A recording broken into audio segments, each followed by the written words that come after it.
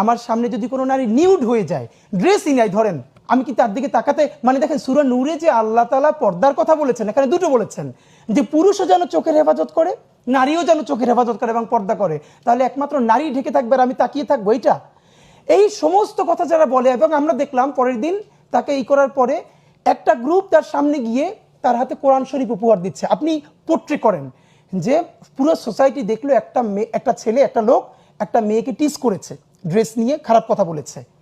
পরের দিন তাকে ছাড়িয়ে আনার পর বীর বিক্রমে তার হাতে কোরআন তুলে দেওয়া হয়েছে, ফুলের মালা হয়েছে। এবার আপনি ভাবেন, যারা ইসলাম ভালোবাসে, মুসলমান ভালোবাসে, এমনকি আরবান সেই ক্লাসটা যারা ধর্ম পালন করে অ্যাজ ওয়েল অ্যাজ তার কালচারেও সে ওরকম বিলং করে, তার কাছে কি মেসেজটা যাচ্ছে?